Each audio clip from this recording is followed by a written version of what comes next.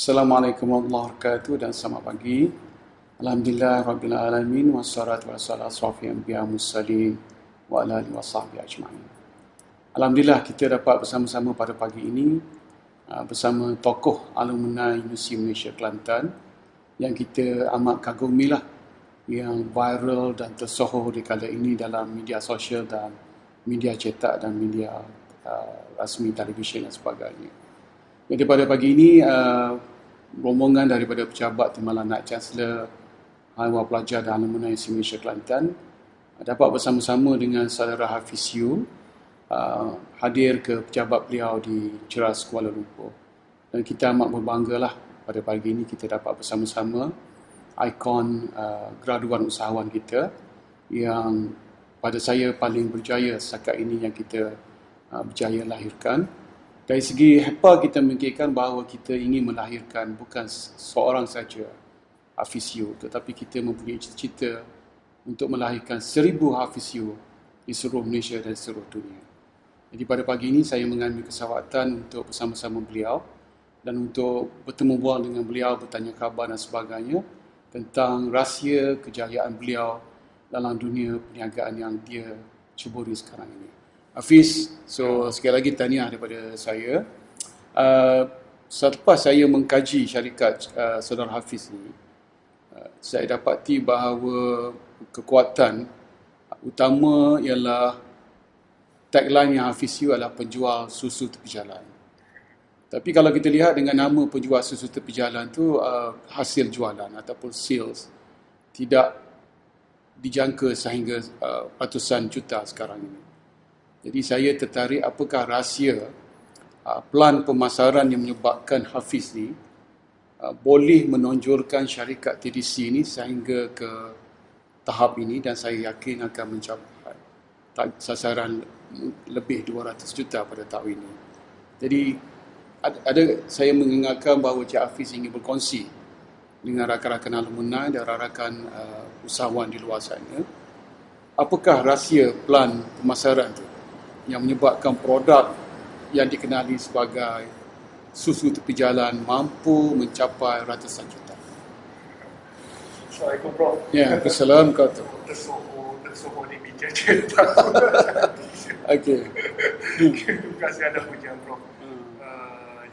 Memang saya suka kekal perkataan penjual tepi jalan tu sebab situlah diri saya bermula untuk berniaga. Saya mula berniaga semasa tahun ketiga semasa di JMK untuk Tuan Prof. Saya first batch dulu masuk tahun 2007. Ya. Jadi tahun ketiga saya mula berniaga dengan duit PTPTN. Jadi selepas pemeluk Islam semua ada isu keluarga dan lain-lain, memang saya terpaksa lah untuk berniaga untuk sustain saya punya study. Jadi memang berniaga tepi jalan dengan duit PTPTN banyak mana kan. Macam budak-budak sekarang makan mie Maggi kan. Jadi duit tu dengan beratus-ratus tak sampai 1000 kita mula berniaga dengan macam ni lah, pergi ke pasar tani, berebut tapak dengan pakcik-pakcik yang jual di pasar tani, jual macam-macam kuih, kek keladi lah, pensel lah, barang-barang yang di pasar tani, benar jual ayam bakar tepi jalan masa Ramadan, jual ikan keli bakar tepi jalan. Jadi bagi saya nostalgia tetap ada. Jadi apabila pada tahun 2016 saya mengasaskan TDC ini, saya membawa gerakan itu pergi lebih jauh lagi pada pandangan peribadi saya. Sebab saya nak ingat macam mana diri saya bermula sebagai seorang penjual tepi jalan. Dan benda itu juga mendidik saya supaya setinggi mana dan sejauh mana saya pergi, saya tetap bermula daripada satu tempat yang orang kata sangat hina lah. Supaya boleh ingat diri kita jangan riak dan sombong apabila satu hari Allah memberikan rezeki yang berlebihan.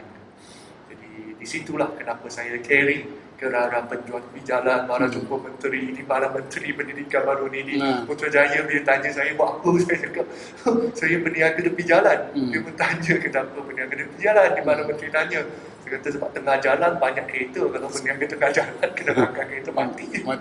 Jadi saya buat gurauan macam tu lah. Tapi Alhamdulillah benda itu membesar diri saya untuk sentiasa kekal low profile, kekal humble supaya jangan lupa asal usul kita. Jadi saya letak gerakan itu. Dan untuk seorang prof, apakah rahsia kan? Sebenarnya tidak ada rahsia sangat mana. Sebab sejak saya memeluk Islam, mungkin cara saya salah. Masa saya memeluk Islam, cara saya belajar mesti salah lah. Saya yakin Allah itu betul. Dan seharusnya Quran itu pun 100% betul. Dan jikalau Allah itu betul, Allah kenal diri kita. Allah kenal semua benda sebenarnya. Sebab semua benda milik dia, semua benda dia cipta. Jadi mesti dia akan tahu juga macam mana nak hidup, macam mana nak mati, macam mana sakit. Jadi kalau katalah Allah ini betul-betul pencipta kita, dan dikatakan Islam itu agama yang betul, sepatutnya dia ada bagi tahu macam mana kita hidup, macam mana kita beribadah, macam mana kita berniaga. Dan saya mencabar benda tu. Adakah Quran ada ajar kita macam mana niaga, macam mana nak study, macam mana nak belajar, macam mana nak jadi ayah, macam mana nak jadi anak. Ternyata semua benda tu tulis dalam Quran. Dan saya yakin dan percaya Quran itu betul-betul diwahyukan ataupun ditulislah, difirmankan oleh Allah SWT. Dan saya carilah ayat-ayat tentang perniagaan. Dan saya jumpa banyak sangat tentang muamalah Islam, tentang cara berniaga. Dan antara surah-surah As-Saff, dia cerita salah satu ayat, buatlah satu perniagaan yang tidak benda akan rugi. Saya tertarik. Rupa-rupanya ada perniagaan tak rugi. Cerita dalam Quran, saya ingat sikit cepat kaya je ada benda tu. Tipu-tipu orang di online kan. Rupa-rupanya Quran ada cerita melakukan satu perniagaan yang tidak akan rugi. Dengan apa? Iaitu dengan menjaga kita beribadah, beramal soleh, bersedekah di jalan Allah. Dia kata, macam tu je, senang je kalau nak buat bisnes tak rugi kan. Jadi saya yakin masa itu saya nak cakap apa, juluh orang Kelantan panggil juluh. Jadi saya kata, kalau Quran cakap itu betul-betul lah. Jadi saya lakukan apa yang dinyatakan dalam ayat tu, nak bina satu bisnes yang tak rugi. Di situlah saya bermula mengamalkan konsep infak, konsep amalan, perbuatan, kebajikan. Jadi start daripada tahun ketiga lagi masa saya di UMK, saya dah mengamal benda itu. Saya paksa diri saya untuk bersedekah. Dan cara saya paksa pun agak sesak jugalah. Tapi saya kongsi sini je lah. Jangan ikut di luar. Jadi saya nak didik jiwa saya untuk bersedekah. Jadi cara saya susah sebab memang wang kan, kita sayang wang. Lebih-lebih student tak cukup duit, ada masalah, keluarga tak terima agama saya, putus ekonomi pula. Jadi RM1 tu besar macam 1,000 kan. Jadi macam mana saya nak didik diri saya sedekah? Saya mengamalkan konsep menyayangi harta. Salah sikit lah cara diri saya cipta lah teori tu. Jadi saya susun duit. Saya takkan lipat duit. Dan sampai hari ini saya susun setiap duit, susun daripada RM1 sampai RM100. Saya susun dengan cantik. Kalau duit tu tak terlipat, terkoyak apa, saya kam balik. Kalau dah ronyok semua tu, saya letak buku, saya dinding biar cantik. Kalau boleh iron lah kan. Saya susun. Dan setiap kali bila saya pergi ke masjid, ada peluang singgah solat jemaah ataupun solat sendiri pun, musafir ke tak kisah apa pun, ada peluang singgah di surau masjid mana-mana, saya akan tanpa tengok cabut keping duit keluar. Dan saya sengaja asingkan shilling dengan duit kertas. Jadi bila saya cabut duit kertas tu keluar, kalau keluar RM1, Alhamdulillah. Kalau keluar 50, Alhamdulillah juga. Jadi itu cara saya tarbiyah diri saya. Mendisiplin diri saya untuk paksa setiap kali singgah mana-mana, cari surau, solat 2 rakaat kalau dah solat wajib, kalau belum solat sekali solat wajib, dan lepas tu cabut je tanpa lihat mana-mana duit keluar masuk ke dapur. Jadi lama-lama saya disiplinkan diri. Mula-mula sakit, Prof. Terutamanya semasa duit kita hanya ada 2 keping RM5. Ya, itu mana cerita paling termasyhur lah. Saya boleh kata dalam yang diviralkan lah. Yang cerita 2 keping RM5. Okay. Tapi masih lagi tak menjawab soalan saya ke? Apakah pelan pemasaran yang mungkin usahawan-usahawan di luar sana yang Saudara Hafiz boleh kongsi? Sebab semua kata kejayaan TDC ini kerana MLM dia. Tapi MLM yang saya perhatikan syarikat ini adalah berbeza dengan syarikat lain, adalah kerana you mendapatkan syariah compliance. So I think setakat yang saya baca baru satu lah, MLM tapi syariah compliance, maknanya mengikuti syariah. Jadi boleh kongsi tak yang syariah compliance pelan pemasaran tu Tapi tak payah cerita semua lah, itu sebab rahsia syarikat. Tapi yang boleh usahawan di luar sana yang boleh mengambil contoh.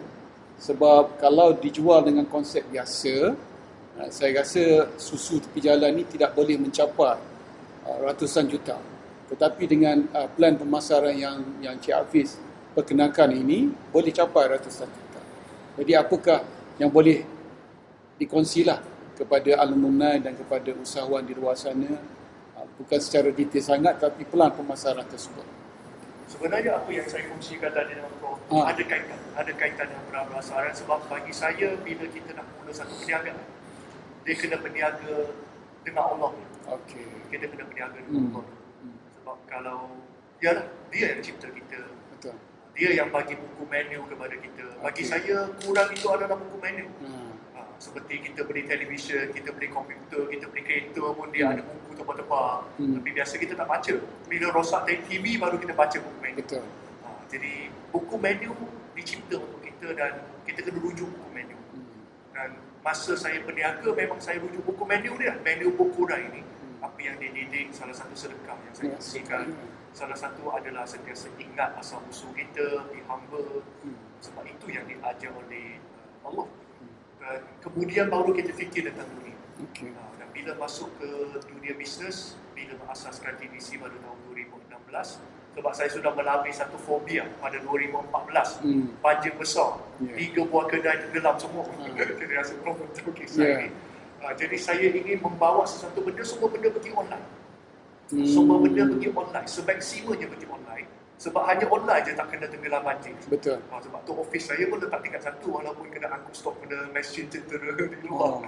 Jadi takut fobia dengan banjir tu sampai hari ni saja. Jadi rumah saya pun atas bukit, office baru yang agak pindah pun atas bukit. Jadi fobia. Jadi kita semaksimum pergi ke online. Dan bila kita nak pergi online, mungkin itu salah satu rahsia lah yang sebab kita melakukan persediaan lebih awal sebelum kena pandemik COVID-19 ini. Jadi 2015, 2016 saya sudah study tentang apakah itu sistem agent, macam mana itu crowd system, apakah itu 4G, 5G, macam mana kita boleh buat benda-benda seperti Alibaba buat, seperti Lazada. Sebab masa itu tak popular lagi semua tu. Tapi di luar negara sudah ada Amazon, sudah ada Taobao, Alibaba. Saya study benda tu luar negara sebab Malaysia masa tu tak popular langsung. Sudah ada sistem-sistem yang macam tu dan saya rasa benda ini workable. Sebab itu bila mungkin saya antara yang paling awal cuba implementasi sistem yang berlaku di luar negara ini ke dalam syarikat saya. Jadi mula pada hari pertama je kita sudah ada company. Kita sudah ada satu web page untuk admin. Maksudnya untuk staff kita. Staff kita boleh buat accounting secara online. Tak perlu guna apa, sekarang kan ada pendrive. Kalau pendrive tu hilang lah semua. Lepas tu dia ikut komputer. Kalau komputer tak ada lah semua. Maksudnya you guna cloud system lah. Jadi kita semua guna cloud system. Jadi saya di mana-mana. Contoh macam sekarang, accounting department saya ada di Kota Baru. Tapi saya ada di KL. Saya boleh monitor accounting punya job sebab semua benda dalam cloud system. Saya boleh monitor guna app, saya boleh monitor guna website, dan begitu juga dari segi pengurusan HRM. Jadi mereka boleh check in, check out guna Thumbs. Sebelum tu tak ada lagi kan masa itu. Sekarang dah popular. Masa itu tak ada lagi. Semua benda tu saya implementasikan. Saya cari programmer macam mana nak integrate API dia untuk integrate everything dalam satu customized system di bawah TDC. Dan itu antara benda yang boleh buat mungkin lah bagi saya adalah sebenarnya tak rahsia sangat pun untuk membawa TDC kepada satu peringkat lebih tinggi dari segi pengurusan yang lebih efisien. Macam untuk pengetahuan Prof, kita tak sampai 40 orang staff sebenarnya. Baru 30 lebih orang staff. Tapi kita punya jualan sudah 100 lebih juta staff. Kalau ikutkan teorinya memang agak mustahil. Agak mustahil untuk lakukan. Tapi sebab kita melaksanakan semua benda based on online. Jadi dia automatic cruising, automatic kita liaise dengan lain negara. Saya pergi bincang dengan bank, saya nak asal satu API integration masuk ke dalam sistem kita. Jadi kita tidak perlu accountant kita tak perlu manually key in setiap satu transaksi. Dia direct link dengan online banking. Jadi setiap kali ada duit masuk ke online banking dan company, kita ada 3 buah bank, CIMB, Public Bank dengan CIMB, Public Bank, Bank Islam dengan Maybank, 4 bank. Jadi keempat-empat bank dia akan feedkan dia punya transaction masuk ke dalam sistem kita. Jadi accounting kita boleh katakan semi-auto. Jadi semua transaction masuk, mereka hanya perlu tally dengan reconciliation dengan lain-lainnya. Jadi itu dari segi admin depan. Dari segi jualan pula kepada dealership, kita melakukan sistem dealership ataupun jualan langsung ataupun direct selling. Jadi kita guna sistem tu sama, kita bring it online. Kita bring it online. Sama juga setiap seorang dealer, kita gelar sebagai pengedar ataupun dealer. Dia akan dimasukkan, diberikan satu login. Dalam login tu, dia basically ada full accounting system juga. Dia boleh buat invoicing, dia buat purchase order, dia boleh buat delivery order, dia boleh susun dia punya sales team, dia boleh monitor setiap satu sales department yang di bawah dropship dia ke agent dia punya pergerakan. So kita invest heavily on IT. Jadi bila pandemik COVID-19 ni datang, banyak bisnes termasuk direct selling lain, dia collapse. Banyak bisnes dia collapse, yang besar-besar pun collapse. Tapi kita okey. Sebab apa? Sebab kita dah ready pada tahun 2016 lagi. Memang kita dah ready everything. Kita boleh buat 24 hours punya online banking. Jadi mereka boleh buat payment gateway, berlain macam tu je. Jadi semua benda memang mereka dididik sejak tahun 2016. Jadi kita tidak ada masalah sangat, malah benda itu menjadi satu peluang pula kepada TDC. Di mana apabila banyak syarikat di luar sana collapse, hilang sumber pendapatan mereka. Ramai juga orang yang majikan sendiri pun tutup kedai, bekerja pun automatik tak ada kerja. Secara tak langsung TDC yang buat hampir 100% online ni memberikan mereka satu platform dan peluang untuk mencari pendapat sampingan. Jadi mereka join in lah. Tak apalah, sambil-sambil kita cari. Tengok join in system, everything online, sangat mudah. Jadi dan mereka senang nak dapat pendapatan. Jadi mungkin ini antara rahsia lah. Jadi rakan-rakan usahawan sekalian, kita kena lihat bahawa rahsia utama tadi adalah, kalau saya boleh katakan, ialah digital economics. Jadi sekarang baru diviralkan, dihebohkan digital economy itu yang ditekankan oleh pihak pembuat dasar dan semua usahawan sekarang lah. Jadi Cik Hafiz dia telah melabur dalam digital economy ini bermula daripada tahun 2016. Dan kesan pandemik yang berlaku ini adalah merupakan satu rahmat bagi Cik Hafiz. Saudara Hafiz kita ialah telah bersedia dalam menghadapi suasana perniagaan cara biasa. Okey, saya rasa ini soalan terakhir saya lah. Saya adalah pengikut tegar Cik Hafiz lah dalam Facebook dan sebagainya. Jadi saya juga soalan. Okey, jadi saya ni selalu komen saudara Hafiz walaupun dia pelajar saya, bekas pelajar saya pada peringkat PhD. Di manakah idea-idea yang saya tengok penulisan anda begitu bernas. Contoh yang saya baca terkini adalah seorang usahawan yang kaya yang anda tulis. Jadi menyebabkan saya tertarik. Dan ada seorang lagi juga penulis yang saya selalu ikut. Dia mendefinisikan sebagai usahawan kaya itu macam mana. Very humble dan sebagainya. Sampai peringkat dia bersihkan pejabat dia. Dan he's very successful. Jadi soalan saya adalah setiap hari anda menulis. Kalau tak sempat anda share yang lepas-lepas. Itu tak apa juga. Asalkan you sentiasa bersama you punya followers. So how come the ideas comes? Macam manakah idea-idea yang saya rasa amat bernas, sebab saya nampak follower tegar anda akan menunggu-nunggu tulisan anda setiap hari, dan saya nampak sangat bernas. Dan saya ingat saya mengikuti anda kerana dia menambahkan motivasi saya untuk menjadi seorang timbalan Naib Chancellor yang down to earth, yang sentiasa mengingatkan bahawa setiap yang kejadian di sekitar ini adalah pemberian Allah dan kudrat iradat daripada Allah SWT. My point is that daripada mana sumber ilham itu dapat daripada anda. Walaupun saya mengikuti anda sentiasa bersama notebook dan sebagainya, walaupun berada di kafe pun boleh memantau syarikat dan sebagainya. Atau adakah ini adalah, saya membaca latar belakang anda adalah daripada hasil anda didedahkan dengan buku-buku perniagaan dan motivasi dalam bahasa Inggeris yang anda baca sejak daripada kecil lagi. So soalan terakhir saya ialah bagaimana idea itu datang untuk menulis? Ya, seperti apa yang Prof katakan, saya masa kecil-kecil lagi suka tanya kenapa.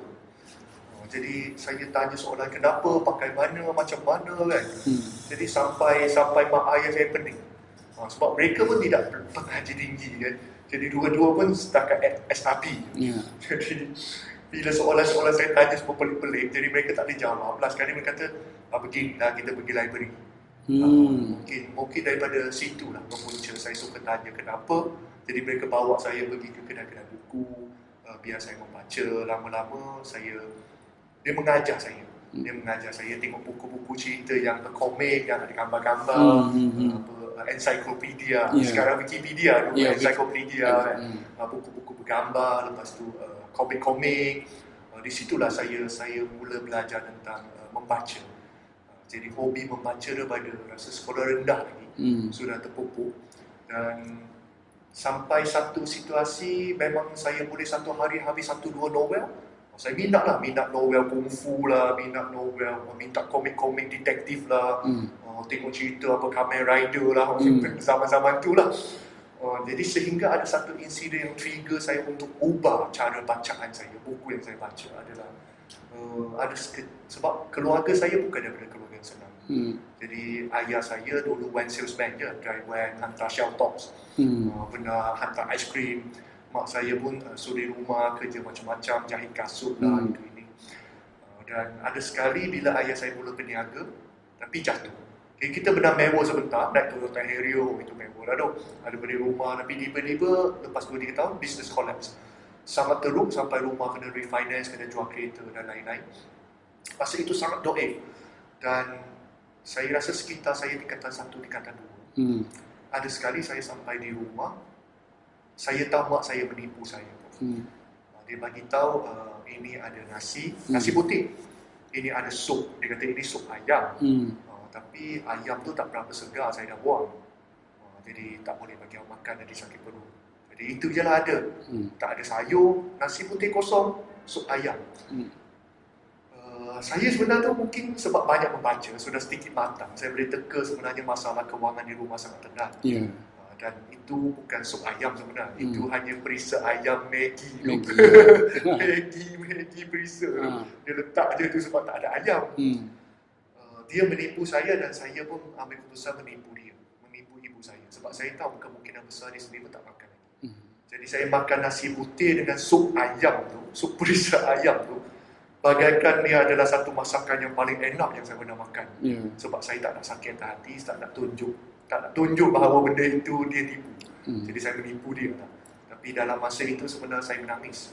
Saya balik bilik, saya menangis, saya mengambil tekad, saya tak mahu ibu saya hidup macam ini lagi. Saya tak mahu keluarga saya hidup macam ini lagi. Dan saya nak jadi kaya. Terlintas di otak, saya nak jadi kaya kan. Jadi saya pergi lah, masa itu saya orang Ipoh kan. Saya pergi ke perpustakaan Tun Abdul Razak, ada di Ipoh. Saya masuk library, saya tanya library di situ, ada tak buku macam mana jadi kaya? Terkejut itu library. Budak ni buat apa ni? Tanya buku dah jadi kaya kan. Dia pun tunjuklah saya. Masa tu umur berapa, Fiz? Dalam tingkatan 1, tingkatan 1. Dah tanya bagaimana nak jadi kaya. Macam mana saya nak jadi kaya? Sebab saya tak nak buat, saya susah lagi. Saya nak cari buku sebab di sekolah tak ajar, dia ajar matematik apa, mengarut saya kata. Mana ni, macam mana ilmu nak jadi kaya kan.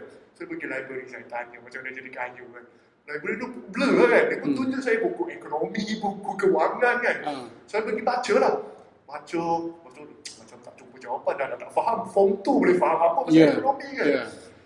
Tu pergilah MPH bookstore lah, pergi ke Popular bookstore, macam-macam bookstore lah. Pergi pelek buku lah, situ ada macam mana jadi kaya. Ada buku-buku lah tulis kan, how to be rich lah, macam-macam kan. Saya mau baca lah macam mana. Jadi situlah mula jumpa nama-nama yang besar ni, apa Warren Buffett lah, Bill Gates lah, Lee Ka-shing lah kan. Semua ni cerita keluar. Jadi saya tertarik lah. Lee Ka-shing macam ni punya muka boleh jadi kaya tengok muka dia. Lepas tu Jack Ma pula kan. Jadi di situlah pemula saya sangat taksub untuk macam mana jadi kaya. Dan banyaklah buku saya baca tentang macam mana nak melabur saham. Padahal tak faham saham tu apa pun masa tu. Jadi di situlah banyak membaca. Lepas tu selalu pergilah sengaja cari waktu masa ada motor, masa tingkatan 4, tingkatan 5. ada motor semua, mak belikan. Bila pergi sekolah, tamat sekolah, akan senaja singgah showroom-showroom kereta ataupun pergi tempat-tempat orang kaya, semata-mata tengok orang kaya ni buat apa dia boleh jadi kaya. Kita memerhati. Lepas tu ada kawan-kawan, kadang-kadang ada kawan yang mak ayah dia okey sikit kan, kita akan cuba rapatkan dengan dia, tanya dia, kenapa family orang dia jadi kaya? Dia kerja apa jadi kaya? Yeah. Sangat materialistik lah. Memang 5-6 tahun tu memang gila-gila taksub lah. Mungkin di situlah pembacaan yang mendedarkan kita supaya lebih banyak ilmu. Dan banyak juga tak malu punya pasal, pergi jumpa dengan orang-orang, pergi jumpa di Otau. Masa itu Otau tak sesohor macam ni lagi.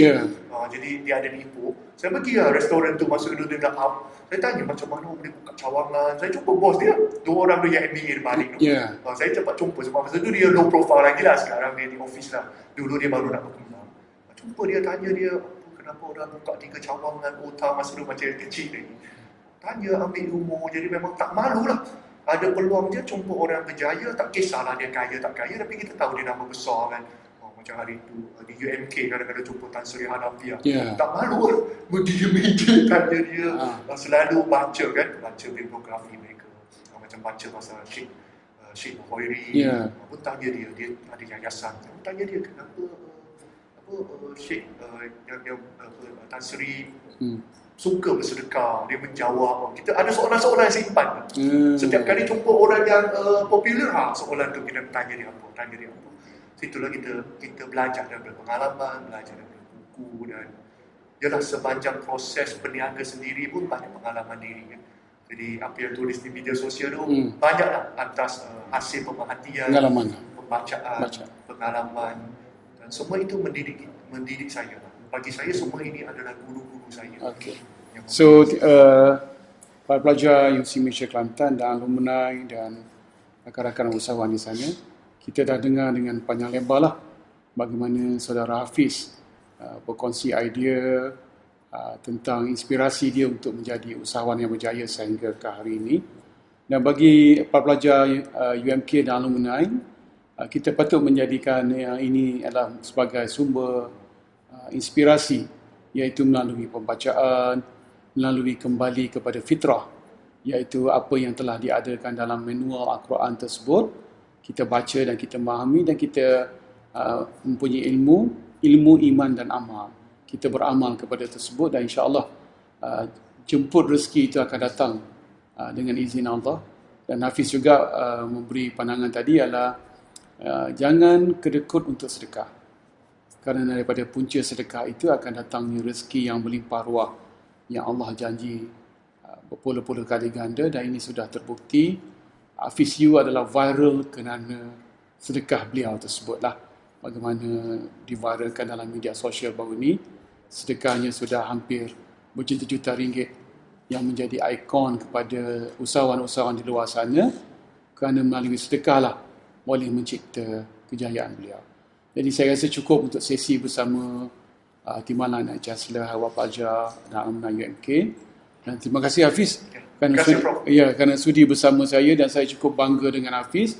Dan akhir kata daripada saya selaku TNC, saya ingin juga berpesan kepada para pelajar, kita ingin mencapai sasaran kita.